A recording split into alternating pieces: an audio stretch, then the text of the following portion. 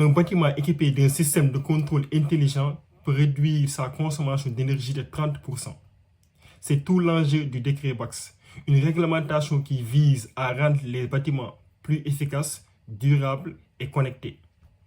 Aujourd'hui, je vais essayer de vous montrer pourquoi ce décret est un véritable levier de transition énergétique et un moteur de la digitalisation des bâtiments. Salut à tous, c'est Mamoudou, j'espère que vous allez bien, c'est justement le sujet de cette vidéo.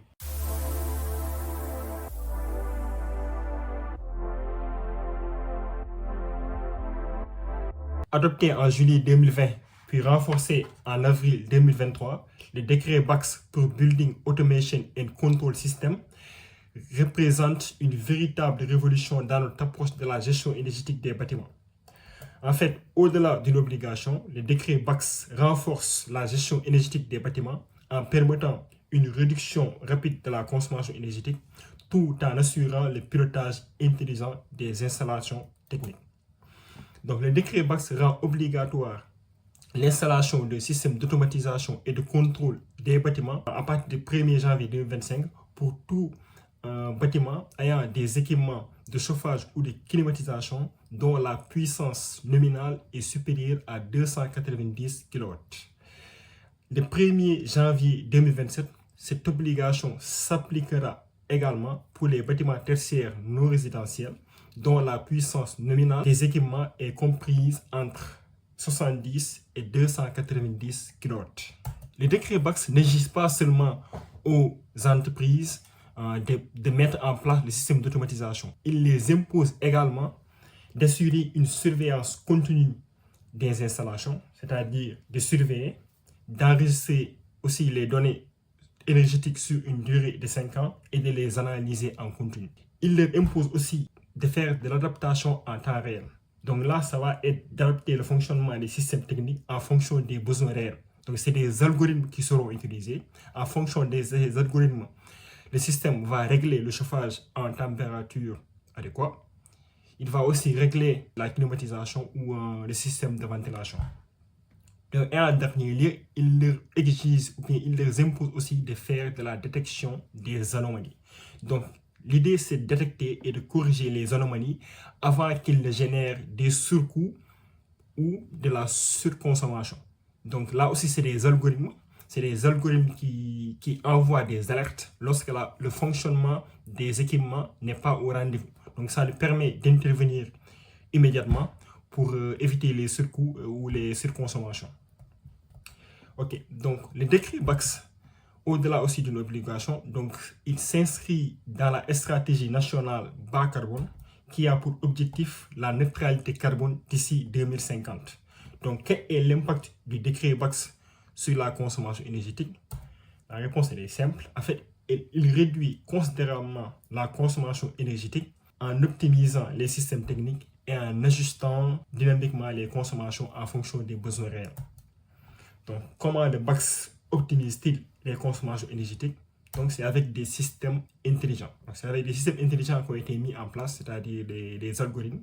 Et ce qui nous permet d'assurer ou bien de réduire la consommation et de l'adapter en fonction des besoins réels. Les décrets BACS et les décrets tertiaires forment un duo indissociable. À côté, nous avons le décret tertiaire qui fixe des objectifs de réduction, à savoir 40% d'ici 2030 de réduction de consommation, moins 50% d'ici 2040 et moins 60% d'ici 2050. Et à côté, nous avons le décret BACS qui fournit des outils opérationnels pour le suivi des consommations, mais également il permet de piloter activement les systèmes qui sont mis en place pour ajuster leur consommation en temps réel. Donc cette complémentarité transforme une obligation de résultat en une feuille de route. Nous avons le décret tertiaire qui exige aux entreprises d'enregistrer leurs données dans le site Opera et que le BACS il pilote activement, donc il permet de recueillir ces données et de les intégrer dans le site Opera, de les analyser et de réduire les consommations. Donc là, j'ai essayé aussi de faire une équivalence du BACS en surface, comme le décret tertiaire. Je sens que le décret tertiaire s'applique aux entreprises de plus de 1000 m². Donc, j'ai essayé de faire la même chose avec le décret BAX. Donc, ce que nous avons pour les bureaux standards dont l'intensité énergétique est compris entre 50 et 100 watts par mètre carré. Donc, le décret BAX sera applicable des 2900 à 5800 mètres carrés. Donc, pour les hôtels ou les instituts de santé avec 150 à 250 watts par mètre carré, donc le seuil d'application est compris entre 1200 et 1900 mètres carrés. Pour les commerces, ça va être entre 1000 et 1450 mètres carrés. Donc, le décret BAX entraîne la transformation des bâtiments qui sont des enveloppes esthétiques et non connectées au début en des écosystèmes dynamiques et connectés. Ces bâtiments intelligents nous permettront de collecter des données de fonctionnement du bâtiment, de les analyser pour anticiper les besoins, mais également d'anticiper les défaillances et de prévenir les arrêts. C'est ce qu'on appelle de la maintenance préventive. Et selon Deloitte, cette approche réduit, c'est-à-dire la maintenance préventive, réduit jusqu'à 25% les temps d'arrêt en générant des économies sur les coûts de maintenance. Donc, nous avons essayé de faire un état des lieux du décret BAX. À date, seulement 16% des sites concernés sont équipés, soit plus 1% par rapport à 2024. Et si on continue à ce rythme actuel, en 2027, là où on était censé avoir les 100%, on sera à 18%, très loin de l'objectif. Donc, ces données ont été fournies par Gimelec. En fait, Gimelec, c'est l'observatoire du déploiement du décret BAX.